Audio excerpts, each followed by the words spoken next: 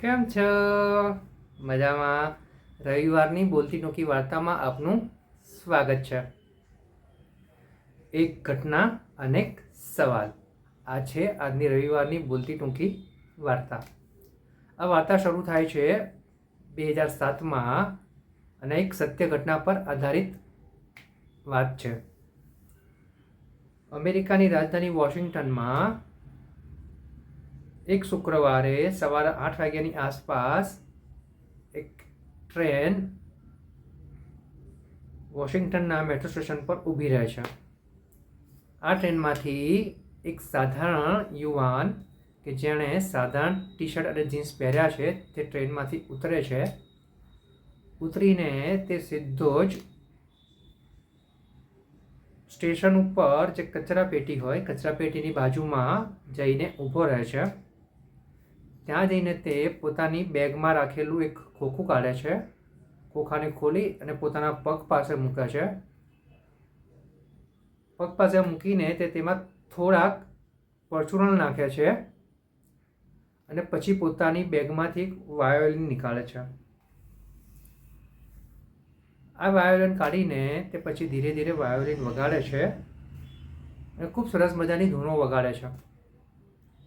તે સમયની પ્રખ્યાત જે ધૂનો હતી તે બધી જ ધૂનો તે વાયોલિન ઉપર વગાડે છે અને લોકો ત્યાંથી પસાર થતા હોય છે. કોકનું ધ્યાન પડે છે, કોકનું ધ્યાન નથી પડતું. કોક લોકો તેને સાંભળવા માટે 5-10 મિનિટ ઊભા રહે છે, જ્યારે બીજા મોટાભાગના લોકો ત્યાંથી પાસ થઈ જાય છે. ખબર હોય છે કે અહીંયા કંઈક વાગી રહ્યું છે, પણ તેઓ તેમનું ધ્યાન તેની ઉપર વધારે પડવા દેતા નથી, કારણ કે તેમને ઉતાવળ હોય છે. આવું સતત 3 કલાક ચાલ્યા કર્યું. પહેલાં વાયોલિન વાદકે 3 કલાક સુધી ધૂન વગાડી અને પછી તેણે વાયોલિન વગાડવાનું બંધ કર્યું. તો આ 3 કલાક વાયોલિન વગાડવાના પછીનું એક ગણતરી કરવામાં આવી. એણે ગણતરી કરી તે યુવાને. તો તેણે જોયું કે તેની પાસેથી આશરે 1100 જેટલા તેની પાસેથી પસાર થયા હતા કે જે લોકોને કંઈક ખ્યાલ આવ્યો હતો કે અહીંયા કંઈક ધૂન વાગી રહી છે, કોઈ સરસ મજાનું વાયોલિન વગાડી રહ્યું છે. આ 1100માંથી આશરે 100 જણા લોકો જ તેની પાસે 5-10 મિનિટ ઊભા રહ્યા. તે લોકોએ ધ્યાનથી સાંભળ્યું અને પછી જતા રહ્યા. એક બાળક 4-5 વર્ષનું કે જેને ધૂન સાંભળવામાં ખૂબ મજા પડતી હતી, તેણે તેની મમ્મીને કહ્યું, મમ્મી મારે હજુ સાંભળવું છે, પણ એની મમ્મીને ઉતાવળ હતી. તેમણે પોતાને જે કામ હતું તે કામની જગ્યાએ પહોંચવાનું હતું, એટલે તે બાળકને જબરદસ્તી ખેંચી ગઈ અને તે બાળક પણ ત્યાંથી જતું રહ્યું. આશરે 25 લોકો હતા કે જે લોકોએ ખૂબ ધ્યાનથી તેની ધૂનો સાંભળી અને 25 મિનિટ, અડધી કલાકથી વધારે ત્યાં ઊભા રહ્યા. આ બધી ગણતરી કર્યા પછી તે યુવાને પોતાના રાખેલા ખોખામાં જોયું, બોક્સમાં જોયું, તો તેમાં આશરે $32 ભેગા થયા હતા. એમાંથી $2નું પરચુરણ તો એણે પોતે જ નાખ્યું હતું. એટલે એણે જે 3 કલાક વાયોલિન વગાડ્યું, જે મહેનત કરી, તેના માટે તેને ફક્ત $30 મળ્યા, કારણ કે $2 તો તેના પોતાના હતા. હવે પૈસા તેણે પોતાની સામે લાયા, જોયા અને ખૂબ હસ્યો. હસીને પછી તે પોતાનું ખોખું પેક કરીને વાયોલિન પોતાની બેગમાં મૂકીને પૈસા લઈને આગળ રવાના થયો. આ વાર્તા અહીંયા પૂરી. મારા મિત્રો, તમને થતું હશે કે આ વાતની આપણા સાથે શું નિસ્બત છે, પરંતુ મારા મિત્રો, અહીંયા વાત એવી છે કે આજે સામાન્ય દેખાતો યુવાન જે વાયોલિન વગાડતો હતો તે બીજું કોઈ નહીં પરંતુ તે સમયનો વિશ્વવિખ્યાત વાયોલિન વાદક શ્રી જોશુઆ વેલ હતો.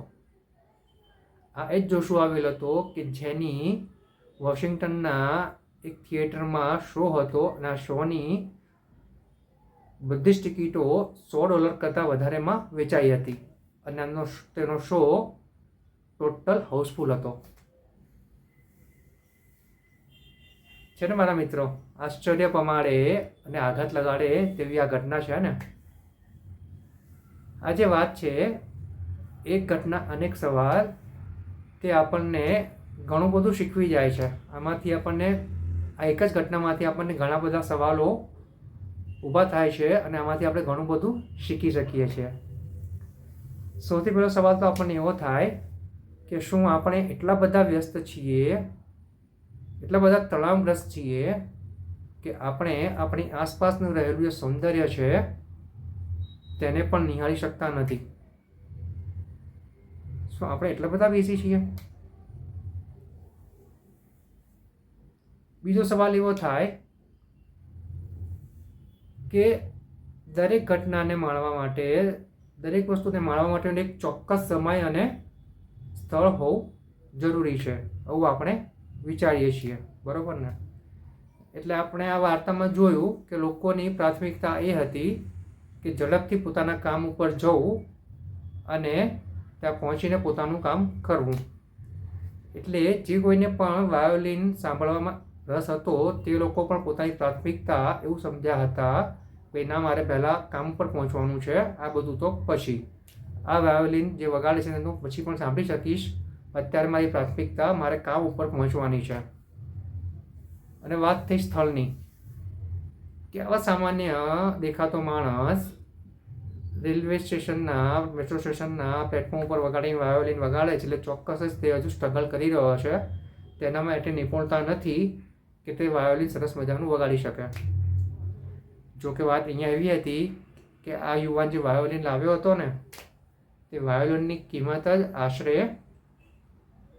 2 કરોડ રૂપિયા હતી.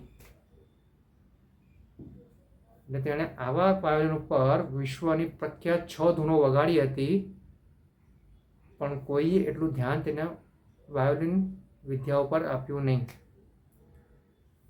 અને આ જ ગીતોને આ જ વાયોલિનથી તેણે 2 દિવસ પહેલાં જે શો કર્યો હતો તે થિયેટરમાં, આખું થિયેટર હાઉસફુલ હતું અને લોકો એક ટિકિટના $100 પણ આપવા તૈયાર હતા. પછી એક સવાલ એવો થાય કે શું બધાને જો ખબર હોત કે આ જે યુવાન છે તે બીજું કોઈ નહીં પરંતુ વિશ્વવિખ્યાત વાયોલિન વાદક શ્રી જોશુઆ વેલ છે, જો આવી ખબર હોત તો લોકો પોતાની પ્રાથમિકતા બદલત કે તેની તે જ રાખત? બની શકે ઘણા લોકો પોતાની પ્રાથમિકતા બદલી નાખત જો તેમને ખબર હોત કે આ પ્રખ્યાત વાયોલિન વાદક જોશુઆ વેલ છે. તો બની શકત કે તેઓ પોતાનું જો અગત્યનું કામ નથી તેને પોસ્ટપોન કરીને પછી પણ કરી શક્યા હોત, પરંતુ તે વાયોલિન વાદકને સાંભળવા માટે ચોક્કસ જ ઊભા રહી ગયા હોત. એટલે અહીંયા વાત થાય છે કે શું નામ હોવું, મોટા હોવું તેટલું જરૂરી છે? અને પછી ચોથો સવાલ આપણને એવો થાય કે માણસ ફક્ત સફળતાથી જ અંકાય છે? શું પ્રતિભાનું કોઈ જ મહત્વ નથી હોતું? સામાન્ય રેલવે સ્ટેશન ઉપર ઊભો રહીને સામાન્ય યુવક વાયોલિન વગાડતો હોય તો શું તે મહાન ના હોઈ શકે? એટલે આવા સવાલો છે જે આપણા દિમાગમાં આવે છે, આપણે સવાલો ચોક્કસ કરવા જોઈએ અને આ સવાલોમાંથી જ આપણે શીખવાનું છે અને આગળ વધવાનું છે. એટલે અહીંયા આગળ હવે વધારે કોઈ શીખની જરૂર નથી, ફક્ત આ સવાલો આપણે આપણી જાતને કરવાના છે કે આપણે જ્યારે આપણી આસપાસ આવું કંઈ જોઈએ છીએ, આવું કંઈ કરીએ છીએ ત્યારે આપણી જાતે જ સવાલ કરવાના છે કે આપણે આવું કેમ કરીએ છીએ. સવાલનો જવાબ પણ આપણને જ મળી જશે. એટલે આપણે એટલું બધું પણ વ્યસ્ત નથી બનવાનું કે આપણી આસપાસ થઈ રહેલી સારી વસ્તુઓ પણ આપણે ઇગ્નોર કરીએ, બરાબર ને? બસ મારે આટલું જ કહેવું હતું. મારા મિત્રો, મારી આ જ પ્રકારની રવિવારની બોલતી ટૂંકી વાર્તાઓ રોજે રોજના કોર્સ અંગ્રેજી અને ગુજરાતીમાં, આ ઉપરાંત વિદ્યાર્થીઓ, વાલીઓ અને શિક્ષકોને ઉપયોગી હોવા એક્ઝામ की ऐसे की तैसी, रिजल्ट की ऐसे की तैसी જેવા લાઈફ ચેન્જિંગ વિડીયોઝ કે જે પોઝિટિવિટીથી ભરેલા છે, આ ઉપરાંત ઘણી બધી અગત્યની વાતો, આ બધા જ વિડીયોઝ તમે મારી યુટ્યુબ ચેનલ નીલ ડૂડ મુવમેન્ટ ઉપર જઈને જોઈ શકો છો. નીલ ડૂડ મુવમેન્ટ ઉપર જઈને જોઈ શકો છો. અને એક જે પોઝિટિવિટીની જે ચેન્જ શરૂ થઈ છે તેને આગળ વધારવામાં તમે આ બધા જ વિડીયોઝ તમારા ફ્રેન્ડ્સ ગ્રુપમાં, ફેમિલી ગ્રુપમાં, ઓફિસ ગ્રુપમાં, સોસાયટી ગ્રુપમાં વગેરે જગ્યાએ ફોરવર્ડ, શેર કરીને અને સબસ્ક્રાઈબ કરીને આ ચેનલને આગળ વધારી શકો છો અને તમે મારી મદદ કરી શકો છો. કારણ કે મારા મિત્રો, જ્યારે હકારાત્મકતાનું વાતાવરણ ફેલાય છે, જે પોઝિટિવિટી આપણા જીવનમાં આવે છે, ત્યારે ઘણી બધી તકલીફો આપણા જીવનથી દૂર ભાગે છે. નેગેટિવિટી તો આપણી પાસે આવતી જ નથી અને એના માટે આવી બધી વાતો થવી, આવી બધી વાતો ફેલાવવી ખૂબ જ જરૂરી છે, જેનાથી આપણા મનને અને આપણા હૃદયને ખૂબ આનંદ મળે અને આપણે પ્રફુલ્લિત રહીએ. બરાબર ને? તો મારા મિત્રો, આપણે મળીશું આવતા રવિવારે. આવતી રવિવારની બોલતી ટોકી વાર્તાનું નામ છે વાટાઘાટમાં અન્યાય. બરાબર? તો મળીએ આવતા રવિવારે મળીશું નવી વાર્તા સાથે કે જેનું નામ છે વાટાઘાટમાં અન્યાય. ત્યાં સુધી આવજો.